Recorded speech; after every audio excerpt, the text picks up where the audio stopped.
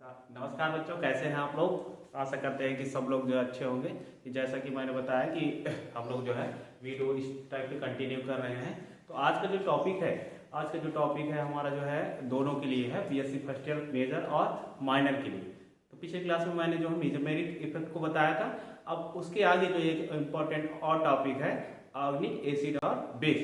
जो कार्बनिक अम्ल और क्षार जो है वो इम्पॉर्टेंट टॉपिक है। किसके किसके पर्सपेक्टिव में, आपके जो है ना एग्जाम के पर्सपेक्टिव में वो थोड़ा सा क्या है आपका इम्पोर्टेंट है। तो उसके लिए जो है ना एक क्लास जो है ना आपका ऑर्गेनिक एसिड बेस के बारे में जो है आज से क्या करते हैं हम स्टार्ट करते हैं।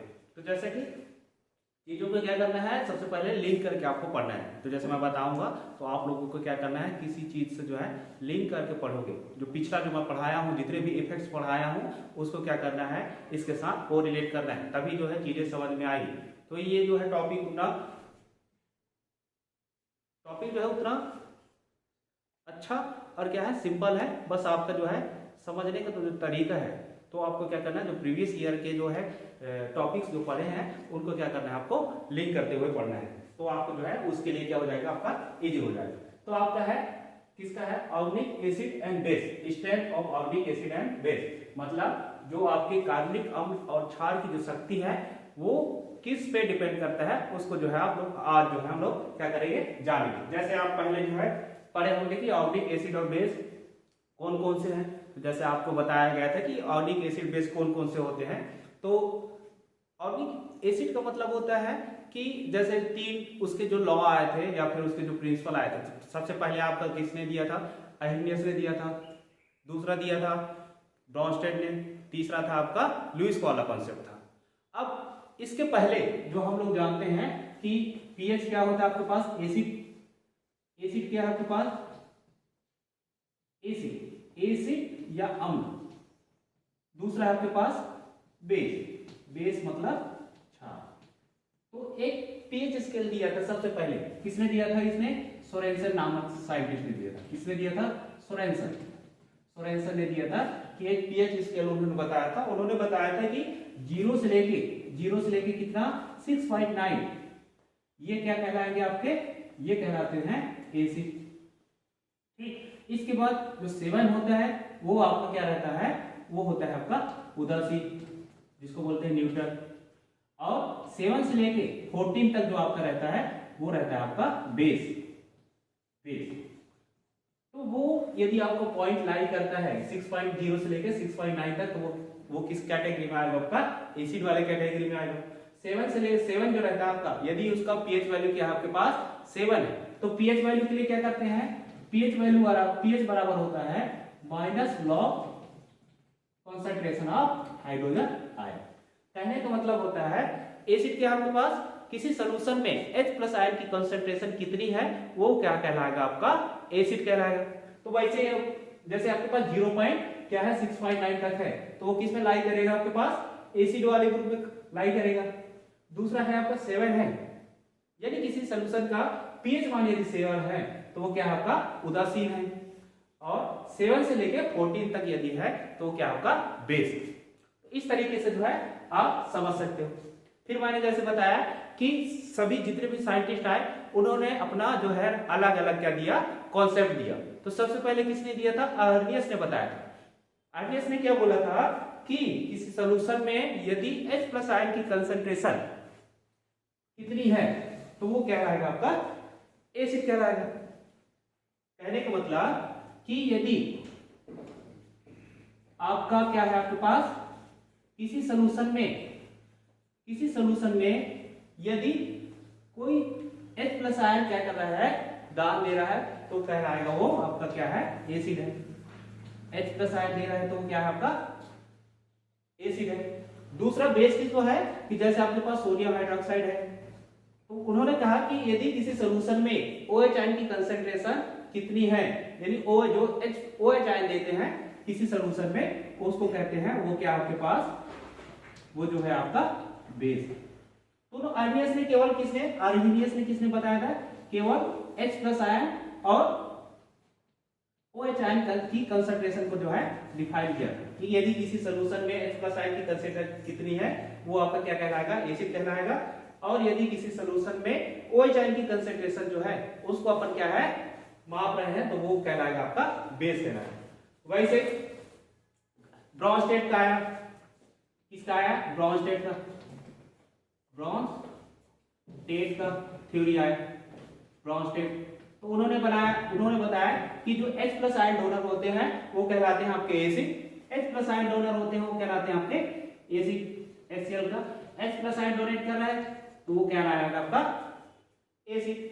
और इन्होंने बताया कि वैसे कंपाउंड या वैसे मॉलिक्यूल जो H प्लस आयन एक्सेप्टर होते हैं, यानी H प्लस आयन एक्सेप्ट करते हैं वो कहलाते हैं आपके बेस कहलाते हैं। कि जैसे आपके पास क्या है NH3 है तो H प्लस आयन एक्सेप्ट करेगा तो क्या बन जाएगा आपका अमोनियम आयन बन जाएगा। ठीक, अमोनियम आयन बन जाएगा। या तो फिर ऐसे कर सकते हैं NH2 NH3 प्लस NH3 तो क्या कर लेगा ये NH4 प्लस NH2 माइनस। ये कहलाएगा आपके पास जो ब्रॉन्ज स्टेट का कॉन्सेप्ट। तो H प्लस आयन क्या है?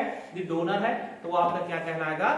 वो कहलाएगा एसिड। और H प्लस आयन एक्सेप्टर है वो आपका कहलाएगा बेस कहलाएगा। वैसे इसके बाद ब्रॉन्ज स्टेट के बाद आया कौन से? इसके बाद आया किसका? इसके बाद आया लुईस का। लुईस ने प्रोटॉन और OH आयन को उसकी कंसंट्रेशन पे डिपेंड जो है नहीं किया। उन्होंने बताया किसके बेसिस पे बताया हुए एसिड और बेस? उन्होंने बताया इलेक्ट्रॉन के बेस पे बताया। किसके बेस पे? इलेक्ट्रॉन के बेस पे। कि ऐसा स्पीशीज जो क्या है इलेक्ट्रॉन डोनेट कर सकता है उसको उन्होंने क्या दिया? उन्होंने कहा वो क्या होते हैं? बेस होते हैं। और जो इलेक्ट्रॉन एक्सेप्टर होते हैं वो होते हैं आपके लुईस एसिड। तो जैसे आपके पास लुईस एसिड का कौन से एग्जांपल है? लुईस एसिड का एग्जांपल है कौन से?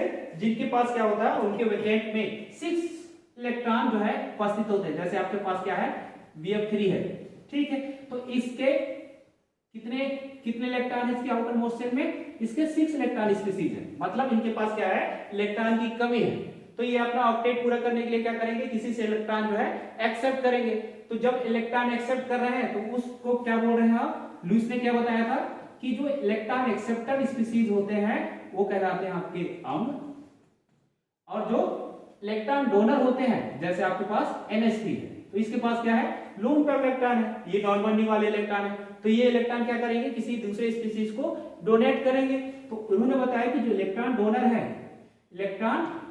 है ये देने वाले जो है और ये इलेक्ट्रॉन एक्सेप्टर है। तो इलेक्ट्रॉन डोनर को इन्होंने बताया ये क्या होते हैं आपके क्षार होते हैं। तो ये हो गया आपका बेसिक इंट्रोडक्शन जो आपको पिछले क्लास में जो है बताया गया था। फिर भी मैं एक बार रिवाइज कराने के लिए आपको जो है बता दिया हूं कि यदि आपसे पूछता है कि इन 3 साइंटिस्ट की कॉन्सेप्ट आपसे पूछता है तो उनको जो है आपको बारी बारी से क्या करना है लिखना है। लिखने के बाद उनका क्या देना है आपको एग्जाम्पल जो है बताना है। अब आप हमारा जो टॉपिक आज का जो है वो है हमारा strength of organic acid and base. तो ऑर्गेनिक एसिड और बेस का क्या है आपके पास कि ऐसे कंपाउंड या ऐसे ऑर्गेनिक जो क्या है आपके पास एसिडिक प्रॉपर्टीज शो करते हैं तो उनको कहेंगे कि वो ऑर्गेनिक क्या है आपके पास एसिड है। कि जैसे आपके पास क्या है सबसे सिंपल से एग्जांपल क्या है आपके पास जो आप लोग जो है डेली आप या फिर किसी भी प्रैक्टिकल लैबोरेटरी में आप जो है यूज करते हैं वो है आपके पास किसना कौन सा आपका? एक है आपका एसिटिक एसिड CH3COH, दूसरा है आपके पास कार्बोक्सिलिक एसिड और तीसरा है आपके पास सल्फोनिक एसिड SO3H। ये सब क्या है आपके पास? ये है आपके ऑर्गेनिक एसिड, कार्बनिक अम्ल, ऑर्गेनिक एसिड। ठीक, अब ये क्या है आपके पास? इनके पास देखोगे तो इनके पास क्या है H प्लस आयन है। H प्लस आयन जो है ये क्या है? इनको एक और नाम से जाना जाता है, इनको कहा जाता है हाइड्रा एसिड बोलते हैं। हाइड्रा एसिड का मतलब होता है कि ये क्या है इनके पास प्रोटॉन डोनर होते हैं, इसलिए इनको कहते हैं कि ये जितने भी ऑर्गेनिक मॉलिक्यूल्स है ऑर्गेनिक एसिड है ये है हाइड्रा एसिड है। तो CH3COH। अब इनकी जो है ना एसिडिक स्ट्रेंथ कैसे पता करते हैं? तो मैं बताया था कि एसिडिक स्ट्रेंथ का पता करने का एक सिंपल सा तरीका है कि हमको कौन सा एसिड स्ट्रांग है और कौन सा आपका वीक है। तो ये आपके पास ऑर्गेनिक एसिड है। अब इनको जो है क्या स्ट्रॉन्ग एसिड और वीक एसिड को कैसे डिफरेंशिएट करेंगे, इनके आयोनाइजेशन कांस्टेंट के बेसिस पे जो है इसको डिफरेंशिएट करेंगे कि कौन सा एसिड क्या है आपके पास स्ट्रॉन्ग है और कौन सा वीक है। तो मैं बताया कि यदि किसी सोल्यूशन में H+ आयन की कंसंट्रेशन जितनी ज्यादा होगी वो क्या कहलाएगा आपका, वो कहलाएगा आपका स्ट्रॉन्ग एसिड, और जिनके पास आयोनाइजेशन कांस्टेंट की वैल्यू क्या होगी, कम होगी, तो वो कहलाएगा आपका वीक एसिड कहलाएगा। तो सबसे पहले ऐसे कौन कौन से वीक एसिड है जिनकी आयोनाइजेशन कांस्टेंट जो है आपके पास क्या है, ज्यादा है और कम है। तो एक थ्योरी आया था, मैथमेटिकल एक्सप्रेशन था, वो आप जो है लिख सकते हैं। जैसे आपके पास क्या है, ये ऑर्गेनिक एसिड है, ठीक। अब इसको क्या करेंगे, सबसे पहले यदि डिसोसिएट होता है तो क्या बनेगा आपके पास सोल्यूशन में H प्लस A माइनस, ठीक। अब इसको किसके बेसिस पे लिखेंगे, ये जो K है, Ka मतलब एसिड की क्या है, ये आयोनाइजेशन कांस्टेंट है, Ka को लिखोगे तो क्या आ जाएगा आपके पास, कंसंट्रेशन ऑफ H+ आयन, और ये आ जाएगा कंसंट्रेशन ऑफ नेगेटिव आयन। इसको बोलते हैं कंजुगेट बेस भी बोल सकते हैं, और डिवाइडेड बाय आ जाएगा आपके पास कंसंट्रेशन ऑफ H। और इसके बाद Ka बराबर होता है आपका माइनस Pka माइनस Pk। तो जैसा आप देख पा रहे हैं इस इक्वेशन से कि जो एसिडिटी है वो किसके डायरेक्टली प्रोपोर्शनल आ रहा है, H+ आयन की कंसंट्रेशन के, और जो Pk वैल्यू के क्या आ रहा है, व्युत्क्रमण अनुपात आ रहा है, इनवर्सली प्रोपोर्शनल आ रहा है। तो एक चीज यहाँ जो है आपको समझ में आना चाहिए कि जो एसिडिटी है, जो अम्लीयता है, एसिडिटी है, वो डायरेक्टली प्रोपोर्शनल होता है किसके, Ka वैल्यू की, और दूसरा आपके पास जो अम्लीयता है वो व्युत्क्रमण अनुपाती होता है किसके, Pk वैल्यू की।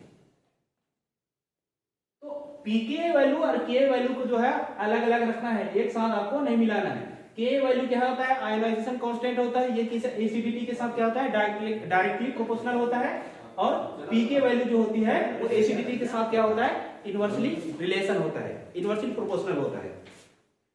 तो ये चीजें जो है आपको याद रखना है। तो ये आप जो है कॉपी में क्या करेंगे, नोट डाउन करेंगे, ये जो है आपको याद होना चाहिए। इसके बाद है इसको प्रभावित करने वाले कारक कौन कौन से हैं। तो सबसे पहले एक है आपके पास कौन कौन से जो फैक्टर्स हैं जो ऑर्गेनिक एसिड को क्या करते हैं, आपके प्रभाव डालते हैं। तो ये लिख सकते हो, एसिडिटी अम्लीयता को प्रभावित करने वाले कारक, अम्लीयता को प्रभावित करने वाले कारक,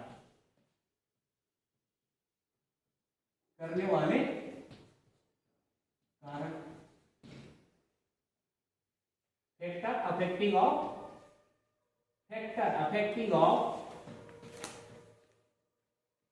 ऑर्गेनिक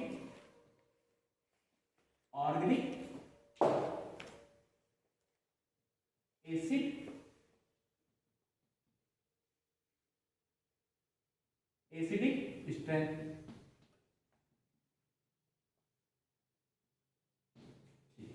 तो सबसे पहले कौन सा है आपका, चार्ज। सबसे पहले आपका क्या है, चार्ज। ये जो है आप मिटा देता हूं उसको, मेरे को इसमें मिल नहीं पा रहे हैं जब।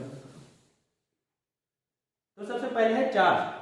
तो जैसे आपके पास क्या है, एक है हाइड्रोनियम आयन और H2O है, ठीक है। तो इसमें क्या, मैं एक साइड लिखा हूं Pk वैल्यू और दूसरा लिखा हूं आपके पास एसिडिक स्ट्रेंथ। अब दोनों में आपको जो है ना क्या लिखा है, चार्ज। चार्ज का मतलब होता है किसी एटम में क्या है, आवेश। तो आवेश के पास क्या, आवेश जो है वो क्या है, चार्ज को क्या कर, चार्ज जो है। तो सबसे पहले Pk वैल्यू है, यहाँ पे Pk वैल्यू है इसका -1.7 और इसका है 15.7 है। तो मैं बताया था कि जिसका एसिडिक स्ट्रेंथ जितनी ज्यादा होगी उसकी Pk वैल्यू क्या होगी, कम होगी। तो जैसे यहाँ पे हाइड्रोनियम आयन का पी के वैल्यू कितना है 1.7 है, -1.7 है, और H2O का आपके पास 15.7 है। तो मैं बताया था कि यदि पी के वैल्यू जो है जिसकी ज्यादा होगी उसकी एसिडिक स्ट्रेंथ क्या होगी, कम होती है, और जिसकी पी के वैल्यू कम होती है उसकी एसिडिक स्ट्रेंथ उतनी ज्यादा होती है। तो कहने का मतलब होता है कि आपके पास यदि कोई पॉजिटिव चार्ज है और उससे जुड़ा हुआ जो हाइड्रोजन है या प्रोटॉन है, तो वो क्या करेगा, इजिली जो है क्या हो जाएगा, आयोनाइज हो जाएगा। किसी एटम पे यदि पॉजिटिव चार्ज आता है तो उसकी एसिडिक स्ट्रेंथ क्या होगी, ज्यादा होगी। ठीक, दूसरा है आपके पास एटम बॉन्डेड टू प्रोटॉन। ठीक है, अब जैसे आपके पास क्या है, यदि किसी कोई एटम के साथ जुड़ा हुआ है, मान लो आपके पास क्या है CH3, ये आपका मेथनॉल है, और दूसरा आपका CH3SH। अब इसमें देखो CH3 एक कॉमन है, इसके साथ है OH है और इसके साथ SH है। अब मैं बोला कि इसके साथ जुड़ा हुआ जो प्रोटॉन है, किसी परमाणु के साथ जुड़ा हुआ जो प्रोटॉन है, वो उसकी एसिडिक स्ट्रेंथ को क्या कर रहा है, उसकी एसिडिक स्ट्रेंथ को जो है उससे क्या हो रहा है आपके पास, कह सकते हैं कि यदि ऐसा प्रोटॉन जो किसी लार्ज साइज एटम से जुड़ा है, उस प्रोटॉन को देने की टेंडेंसी सॉल्यूशन में क्या होगी, ज्यादा होगी, क्योंकि और इसके पास क्या है, ऑक्सीजन जुड़ा है, ऑक्सीजन के साथ प्रोटॉन जुड़ा है, इसके साथ सल्फर के साथ जुड़ा है, तो दोनों के बीच देखोगे तो इनमें क्या है, साइज डिफरेंस है। तो साइज डिफरेंस होने के कारण क्या होता है, प्रॉपर ओवरलैपिंग नहीं हो पाता है, जिसके कारण ये जो साइज वेरी करने के कारण H+ आयन सल्फर के साथ जो जुड़ा हुआ जो प्रोटॉन है वो क्या होगा, इजीली आयोनाइज हो जाएगा, किसके कंपैरिजन में, मेथनॉल के कंपैरिजन में। तो एक ऑर्डर क्या हो जाएगा आपके पास, इसकी एसिडिटी ज्यादा हो जाएगी, CH3SH की एसिडिटी ज्यादा हो जाएगी CH3OH के साथ। तो हाइड्रोजन प्रोटॉन से जो आपके एटम से जुड़ा हुआ जो प्रोटॉन है वो क्या कर रहा है, इसके साथ वेरी कर रहा है। तो कहने का मतलब है कि सल्फर और हाइड्रोजन का जो साइज है वो क्या है, बहुत ज्यादा वेरी कर रहा है, जिसके कारण जो इसका H+ आयन है वो इजीली क्या हो जाएगा, आयोनाइज हो जाएगा। इसके बाद तीसरा आपके पास है प्रेजेंस ऑफ रिजोनेंस, मतलब अनुनाद की उपस्थिति। तो रिजोनेंस को कैसे दर्शाते हैं, सबसे पहले जैसे मेरे पास एक एग्जांपल लेते हैं, आपके पास इसी का एग्जांपल लेते हैं CH3OH का, और दूसरा ले सकते हैं आपका ये आपका क्या है, OH। अब दोनों में देखोगे, दोनों में जैसे आपके पास प्रेजेंस क्या है, रिजोनेंस को अपन क्या कर रहे हैं, यहाँ पे रिजोनेंस को देख रहे हैं। तो रिजोनेंस का मतलब होता है क्या, कि जो प्रोटॉन निकलने के बाद जो नेगेटिव चार्ज बना है वो जो है कंजुगेशन में है कि नहीं, वो उसका दूसरा कोई रिस्ट्रक्चर बन रहा है कि नहीं, सेम टू सेम, मतलब उनकी एनर्जी क्या होनी चाहिए, सेम होनी चाहिए, या फिर ये कह सकते हो जो नेगेटिव आयन बना है वो क्या होना चाहिए, उसका रिजोनेंस में जाना चाहिए, तभी जो है उसका क्या है, वो स्टेबल होगा, अदरवाइज नहीं होगा। जैसे आपके पास क्या है, इसका कंजुगेट बेस बनाओगे तो क्या आ जाएगा, CH3O नेगेटिव, और इसका क्या आ जाएगा, ये बेंजीन के साथ यहां पे आ जाएगा आपके पास, इसको बोलते हैं फिनॉक्साइड आयन बोलते हैं, तो O नेगेटिव बनेगा। अब O नेगेटिव जो बना हुआ है ये इस पूरे ग्रुप में क्या हो जाएगा, आपके पास रिजोनेटिंग स्ट्रक्चर में क्या होगा, आपके पास भाग लेगा। ठीक, तो इसके कितने स्ट्रक्चर बन जाएंगे, इसके 3 स्ट्रक्चर बन जाएंगे। ठीक, तो ये क्या है, जो नेगेटिव आयन बना है, H+ आयन जाने के बाद जो नेगेटिव चार्ज बना है वो क्या है, डीलोकलाइज्ड है, ये कह सकते हैं, ये रिजोनेंस में जा रहा है। तो इस रिजोनेंस में नेगेटिव चार्ज जो बना है ये, इसकी स्टेबिलिटी क्या है, ज्यादा है, किसके कंपैरिजन में, इसके कंपैरिजन में। तो इसकी एसिडिटी क्या होगी, ज्यादा होगी, किसके साथ, किसके कंपैरिजन में, CH3OH के। मतलब आफ्टर रिमूवल ऑफ प्रोटॉन जो है, जो एनायन बना है उसकी स्टेबिलिटी को भी देखा जाता है। यदि वो एनायन आपका स्टेबल है तो वो उसकी एसिडिटी उतनी ज्यादा होगी। बस इतना समझना है आपको। तीसरा आपके पास इंडक्टिव इफेक्ट, जैसा कि मैंने बताया था कि इंडक्टिव इफेक्ट भी क्या है, एसिडिटी को क्या करता है, कहीं ना कहीं उसका इम्पैक्ट डालता है। तो मैं बताया था कि यदि 2 तरीके से इंडक्टिव इफेक्ट होते हैं, एक होता है आपका प्लस आई और दूसरा होता है minus I, negative inductive effect plus positive effect. तो जनरली आप क्या कंसीडर करते हैं, जो माइनस आई इंडक्टिव इफेक्ट वाले रहते हैं, जैसे आपने एग्जांपल ले लो, आप Cl CH2 COOH। ठीक, अब दूसरा है आपके पास F CH2 COH। अब ये क्या है आपके पास, ये आपके पास यहाँ पे एक क्लोरीन है, यहाँ पे फ्लोरीन है। ठीक, और दोनों का ये सेम है। अब प्रोटॉन, इसका जो प्रोटॉन जो है वो जाने के बाद यहाँ नेगेटिव चार्ज बनेगा। नेगेटिव चार्ज बनने के बाद यहाँ पे क्या है आपका Cl है, यहाँ पे फ्लोरीन है। तो इंडक्टिव इफेक्ट कैसे लगता है कि इंडक्टिव इफेक्ट का कौन सा ज्यादा लगाएगा, जो माइनस आई इफेक्ट वाले होंगे, मतलब जो फ्लोरीन है उसकी इलेक्ट्रोनेगेटिविटी क्लोरीन से क्या है, ज्यादा है। तो ये नेगेटिव चार्ज को क्या करेगा, अच्छे से स्टेबलाइज करके रखेगा, जिसके कारण इसका जो नेगेटिव आयन है या एन आयन जो बना हुआ है वो ज्यादा स्टेबल होगा किसके कंपैरिजन में, इसके कंपैरिजन में। कहने का मतलब है कि यदि किसी आफ्टर रिमूवल ऑफ प्रोटॉन, यदि जो नेगेटिव चार्ज बना है उसको स्टेबलाइज करने के लिए यदि कोई अच्छा इलेक्ट्रोनेगेटिविटी, जिसकी इलेक्ट्रोनेगेटिविटी क्या हो, ज्यादा हो, तो अच्छा से स्टेबलाइज कर पाएगा जिसकी इलेक्ट्रोनेगेटिविटी किसके कंपैरिजन, जिसकी इलेक्ट्रोनेगेटिविटी जो है कम है उसके केस में। तो ये क्या आ जाएगा, ये सबसे ज्यादा एसिडिक होगा किसके कंपैरिजन में, इस वाले एसिड के कंपैरिजन में, क्योंकि यहाँ पे फ्लोरीन एटम जुड़ा है, यहाँ पे क्लोरीन है। तो फ्लोरीन की जो इलेक्ट्रोनेगेटिविटी होती है ज्यादा होती है किसके कंपैरिजन में, क्लोरीन की। इसके बाद है हाइब्रिडाइजेशन। हाइब्रिडाइजेशन भी कहीं एसिडिटी को क्या करता है, रोल प्ले करता है। कि मैंने बताया था कि यदि परसेंटेज ऑफ एस कैरेक्टर जितना ज्यादा होगा, एस कैरेक्टर का मतलब होता है कि आपके पास, जैसे आपके पास sp है, sp2 है, sp3 हाइब्रिडाइजेशन है। ठीक, तो sp है मतलब s का कैरेक्टर कितना है 50 और p का भी कितना होगा 50 होगा। इसमें क्या है 33 होगा और ये 66 होगा परसेंटेज। इसमें क्या होगा आपका 25 25 और इसका होगा 75। तो कहने का मतलब है कि यदि s कैरेक्टर जितना ज्यादा होगा, s कैरेक्टर जितना ज्यादा होगा उसकी एसिडिटी उतनी ज्यादा होती है। तो कह सकते हो जो s कैरेक्टर है, s कैरेक्टर s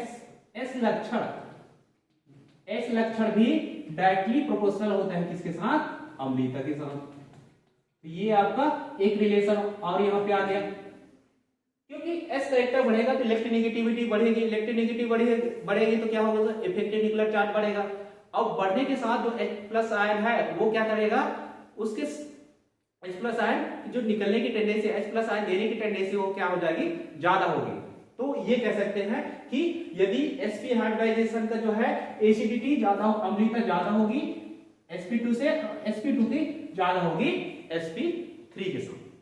तो ये हो गया एक और आपका, ये जो है आपका रिलेशन s लक्षण या s कैरेक्टर वो समानुपाती होता है एसिडिटी के साथ। इसके बाद है एरोमेटिक कैरेक्टर। एरोमेटिक कैरेक्टर का मतलब होता है कि यदि आपके पास दो ऐसे, जैसे आपके पास एग्जांपल ले लो, एरोमेटिक कैरेक्टर का मतलब जैसे एरोमेटिक पढ़ाया था कि क्या होना चाहिए, इसके पास जो है क्या होना चाहिए 4n+ सिस्टम होना चाहिए, और दूसरा क्या होना चाहिए आपके पास प्लेनर सिस्टम होना चाहिए, तीसरा आपका sp या sp2 हाइब्रिडाइजेशन होना चाहिए, और जो डबल बॉन्ड है उनके बीच क्या होना चाहिए, कंजुगेशन होना चाहिए। वही क्या है एरोमेटिक लक्षण शो करते हैं। तो क्या होता है कि आपके पास दो सिस्टम है, मान लो आपके पास क्या है, ये साइक्लोप्रोपीन है और ये साइक्लोपेंटीन है। ठीक, अब ये आपके पास दो हाइड्रोजन है, ये आपके पास दो हाइड्रोजन है, एक यहां पे और एक यहां पे। अब देखो एक हाइड्रोजन यदि क्या होता है डीप्रोटोनेटेड होता है तो एक H+ आयन जाने के बाद क्या हो गया आपके पास, यहां पे बनेगा आपके पास नेगेटिव चार्ज बनेगा, ये आपका नेगेटिव चार्ज है। तो नेगेटिव चार्ज क्या है आपके पास जो बना हुआ है वो क्या है आपके पास, ये कौन सा सिस्टम हो गया आपका 4n+2 पाई इलेक्ट्रॉन सिस्टम हो गया। मतलब इसकी हाइब्रिडाइजेशन क्या हो गई, इस कार्बन की जो हाइब्रिडाइजेशन है sp2 है और क्या है आपके प्लेनर है। दूसरा क्या है आपके पास, ये क्या है, ये कंजुगेशन में है इसके पाई इलेक्ट्रॉन सिस्टम। तो ये क्या है आपका एरोमेटिक लक्षण को शो कर रहा है। तो कह सकते हैं कि आफ्टर रिमूवल ऑफ प्रोटॉन ये क्या है आपका एरोमेटिक लक्षण शो कर रहा है, इसलिए ये ज्यादा एसिडिक नेचर का होगा किसके कंपैरिजन में, इसके कंपैरिजन में। तो यदि इसका निकालते हैं तो ये क्या बनेगा आपके पास, ये जो बनेगा आपके पास ये बनेगा आपका यहाँ पे डबल बॉन्ड और यहाँ पे नेगेटिव। तो ये कौन सा सिस्टम आपका, फोर एंड सिस्टम है, फोर एंड सिस्टम है। और फोर एंड सिस्टम को क्या बोलते हैं, एंटी एरोमेटिक कंपाउंड बोलते हैं। तो यदि कोई कंपाउंड एरोमेटिक बन रहा है तो वो ज्यादा स्टेबल होगा किसके कंपैरिजन में, anti aromatic compound, anti aromatic के कंपैरिजन में। इसलिए ये ज्यादा H+ आयन की एसिडिटी ज्यादा होगी, इस कंपाउंड की एसिडिटी ज्यादा होगी किसके कंपैरिजन में, इस वाले कंपाउंड में। तो ये होता है आपका एसिडिटी को प्रभावित करने वाले कारक। तो जब आपसे पूछेगा कि ऑर्गेनिक एसिड और बेस, ऑर्गेनिक एसिड और बेस क्या होते हैं, तो सबसे पहले उसका क्या लक्षण होते हैं, ऐसे कंपाउंड ऑर्गेनिक कंपाउंड जो एसिडिक प्रॉपर्टी शो करते हैं या एसिडिक लक्षण दर्शाते हैं वो कहलाते हैं आपके ऑर्गेनिक एसिड। ठीक, उसका एक एग्जांपल दीजिएगा कोई सा भी, जैसे आपका मैं दिया था, मैं क्या बोलता है, ये सल्फोनिक एसिड हो गया, कार्बोक्सिलिक एसिड हो गया, ये क्या है आपके ऑर्गेनिक एसिड है। इसके बाद अब पूछेगा कि इसको प्रभावित करने वाले कारक कौन कौन से हैं, तो आपको क्या करना है, पॉइंट वाइज आपको लिखना है कि अम्लीयता को प्रभावित करने वाले कारक की ऑर्गेनिक एसिडिक स्ट्रेंथ को कौन कौन से ऐसे क्या है कारक है जो प्रभावित करते हैं। तो सबसे पहले है आपका आवेश, दूसरा है आपका एटम बॉन्डेड टू प्रोटॉन, परमाणु से बंधित प्रोटॉन, तीसरा है आपके पास प्रेजेंस ऑफ रेजोनेंस यानी अनुनाद की उपस्थिति। यदि आपके पास H+ आयन जाने के बाद जो नेगेटिव आयन बना है यदि वो रिजोनेंट में है तो उसकी एसिडिटी ज्यादा होगी किसके कंपैरिजन, जिसका रिजोनेंस नहीं बन पा रहा है, नहीं हो रहा है। तीसरा है आपका इंडक्टिव इफेक्ट, इंडक्टिव इफेक्ट में दो इफेक्ट है, +I और -I। तो जो भी -I इफेक्ट लगाने वाले ग्रुप हैं वो क्या करेंगे, एसिडिक नेचर को क्या करते हैं, बढ़ाते हैं, एसिडिटी को बढ़ाते हैं। इसके बाद है हाइब्रिडाइजेशन। हाइब्रिडाइजेशन में बोला था कि आपके पास जो S लक्षण है यानी S कैरेक्टर होता है वो अम्लीयता के क्या होता है, डायरेक्टली प्रोपोर्शनल होता है। ठीक, S कैरेक्टर बढ़ेगा तो एसिडिटी बढ़ेगी। इसके बाद फाइनल है आपका एरोमेटिक कैरेक्टर, एरोमेटिक लक्षण। इस H+ आयन जाने के बाद यदि कोई कंपाउंड एरोमेटिक शो कर रहा है, एरोमेटिक लक्षण जो है दिखा रहे हैं, तो उस प्रोटॉन की एसिडिटी क्या होगी, ज्यादा होगी, या उस कंपाउंड की एसिडिटी ज्यादा होगी किसी दूसरे के कंपैरिजन में। तो ये हो गया आपके पास 5।